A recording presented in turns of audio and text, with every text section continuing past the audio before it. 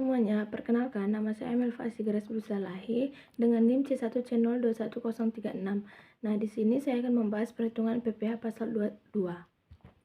Perhitungan PPh pasal 22 terhadap impor.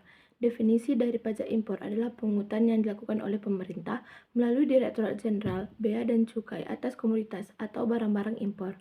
Pajak dalam rangka impor atau PDRI tersebut terdiri dari beberapa jenis pajak, antara lain pajak pertambahan nilai atau PPN, pajak penghasilan pasal 22 atau PPh 22, serta pajak penjualan atas barang mewah atau PPNBM.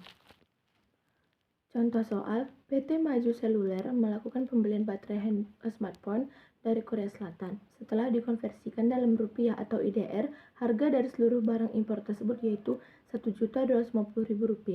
Perhitungan pajak impor dan bea masuk dilakukan dengan menggunakan tarif terbaru sesuai kebijakan rasionalisasi oleh pemerintah. Harga produk Rp1.250.000, bea masuk 7,5% kali harga produk sama dengan 7,5% kali Rp1.250.000, yaitu hasilnya Rp93.750 dibulatkan menjadi Rp94.000. PPN sama dengan harga produk tambah bea masuk kali 10% sama dengan Rp1.250.000 ditambah Rp94.000 dikali 10%, yaitu hasilnya Rp1.344.000 dikali 10% sama dengan Rp134.400. PPh 0% sama dengan Rp0. Total harga produk yang harus dibayarkan, harga produk tambah bea masuk tambah PPN sama dengan Rp1.250.000 ditambah Rp94.000 ditambah Rp134.000 sama dengan Rp1.478.000. Dari hasil perhitungan di atas, maka PT Maju Seluler harus membayar produk berupa baterai smartphone yang diimpor dari Korea Selatan sebesar Rp1.478.000 setelah ditambah dengan bea masuk serta PPN. Materi selanjutnya yaitu perhitungan PPh pasal 22 terhadap bendaharawan. Pengertian bendaharawan pemerintah adalah pemegang kas dan pejabat lain yang menjalankan fungsi yang sama. Sebagai pihak yang melakukan pemotongan dan pemungutan pajak, bendaharawan pemerintah harus mengetahui aspek-aspek perpajakan terutama yang berkaitan dengan kewajiban dan untuk melakukan pemotongan dan atau pemungutan pajak penghasilan serta pajak pertambahan nilai. Contoh soal, pada 1 April 2019, Dinas Perhubungan membeli mebel dan peralatan kantor lainnya dari Perdana Furniture senilai Rp220 juta termasuk PPN 11%. Pembayaran dilakukan dengan uang persediaan. PPh pasal 22 yang dipungut oleh bendaharawan dinas tersebut pada saat pembayaran dihitung sebagai berikut. Dasar pengenaan pajak sama dengan 100/110 dikali Rp220 juta sama dengan Rp200 juta.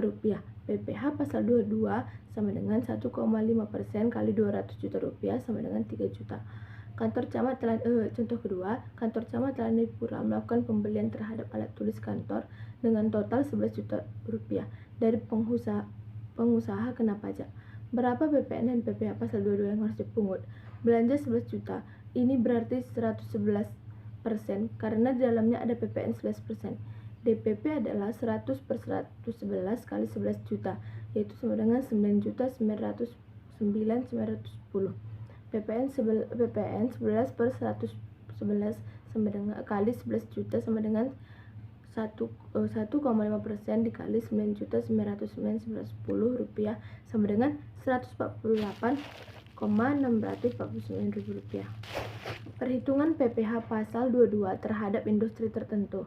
Contoh industri atau eksportir sebagai pemungut PPh pasal 22 antara lain: yang pertama, eksportir kayu manis yang melakukan pembelian kayu manis; yang kedua, eksportir pala yang melakukan pembelian pala; yang ketiga, industri plywood yang melakukan pembelian kayu; yang keempat, industri penggalangan ikan yang melakukan pembelian ikan; yang kelima, perkebunan kelapa sawit yang menggunakan jasa Maklon untuk memproduksi crude palm oil atau CPO yang melakukan pembelian tandan buah segar; yang keenam, perkebunan tembakau yang menggunakan jasa Maklon untuk memproduksi rokok yang melakukan pembelian tembakau; yang ketujuh, perkebunan kelapa yang menggunakan jasa Maklon untuk memproduksi minyak goreng yang melakukan pembelian kue.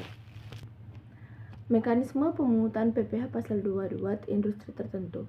Tarif PPh pasal 22 industri tertentu atas pembelian bahan-bahan berupa hasil kehutanan, perkebunan, pertanian, peternakan, dan perikanan yang belum melalui proses industri manufaktur adalah 0,25% dari harga pembelian, tidak termasuk pajak pertambahan nilai.